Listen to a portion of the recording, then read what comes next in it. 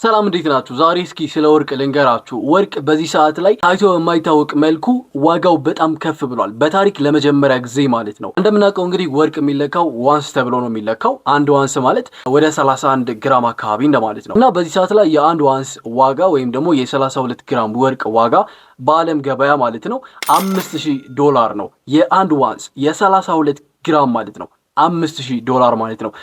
ኢማጂን አድርጉት። በጣም ትልቁ ነው። በታሪክ እንደዚህ አይነት በዚህ ልክ ወርቅ ተሽጦ አይታወቅም።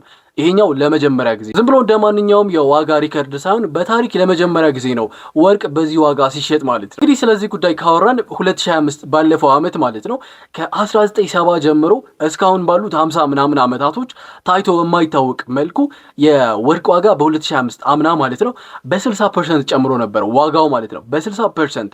ይሄን በጣም ሳናነሳ ማናልፈው ጉዳይ። አሁን በዚህ ሰዓት ላይ ወርቅ ለምንድነው ይሄን ያክል የጨመረው ብላችሁ ከጠይቃችሁ በጣም ብዙ ነገሮች ሊኖሩ ይችላሉ። ለዚህ ምክንያት ሊሆኑ የሚችሉ ማለት ነው በተለያዩ ሀገራቶች ያሉ ጦርነቶች፣ አሜሪካ ደግሞ በተለያዩ ሀገራቶች ላይ በይሳት እየጣለች ያለችው ታሪፍ የወርቅ ዋጋ በጣም እንዲጨምር አድርገዋል። አሁን ስለ ሁለት ነገር ልንገራችሁ። የመጀመሪያው የአሜሪካ ዶላር ከወርቅ ጋር ምንድነው ያለው ግንኙነት? ምክንያቱም ዶላር በሚቀንስበት ጊዜ ወርቅ በጣም ነው የሚጨምረው እና ይሄ ነገር ለምንድነው የሚፈጠረው? ሁለተኛ ደግሞ ሴፍ ሄቨን ትሬንድ የሚባል ነገር አለ። ባለሀብቶች የሚገቡበት ነገር ማለት ነው። እና ይሄ ሴፍ ሄቨን ትሬንድ ምንድነው? ባለሀብቶችስ ወደዚህ ንግድ ለምንድን ነው የሚገቡት የሚሉትን እነዚህ ሁለት ነገሮችን ልንገራችሁ። በመጀመሪያ ሴፍ ሄቨን ትሬንድ የሚባለው ነገር ምንድነው? ንግድ የሚባለው ይሄ ንግድ ምን አይነት ንግድ ነው ካላችሁ ባለሀብቶች የሚገቡበት ወይም የሚጀምሩት ንግድ ነው። ለምንድን ነው ባለሀብቶች ወይም ኢንቨስተሮች ሴፍ ሄቨን ትሬንድን የሚጀምሩት ካላችሁ የተለያዩ ሀገራቶች ጦርነት ሲኖር፣ ታሪፍ በሚጣልባቸው ጊዜ ወይም ደግሞ በጣም የኑሮ ውድነት ከፍ በሚልበት ጊዜ ባለሀብቶች ወይም ኢንቨስተሮች ያላቸው ገንዘብን እንዳያጡትና ዋጋ እንዳያጣባቸው በዚህ በሴፍ ሄቨን ትሬንድ ላይ ኢንቨስት ያደርጋሉ ማለት ነው።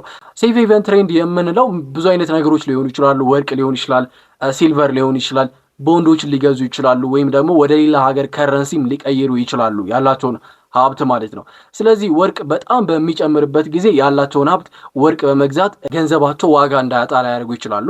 በተቃራኒው ወርቅ ደግሞ በጣም በሚቀንስበት ጊዜ ያንን ወርቅ ምን ያደርጉታል? ወደ ሌላ የሀገር ከረንሲ ይቀይሩታል ማለት ነው። ከፍ ወዳለ የሀገር ከረንሲ ማለት ነው። በዛ ምክንያት ገንዘባቸው ዋጋ እንዳያጣ ለማድረግ የሚሞክሩበት ወይም የሚያደርጉበት ሴፍ ሄቨን ትሬንድ ይባላል ማለት ነው። እና በሁለተኛ ደረጃ ደግሞ የአሜሪካ ዶላር እንዴት ነው ከወርቅ ጋር ያለው ግንኙነት?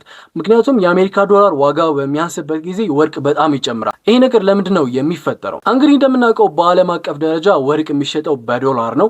ስለዚህ የዶላር ዋጋ በጣም በሚጨምርበት ጊዜ ወርቅ ዋጋው እያነሰ ይመጣል ማለት ነው።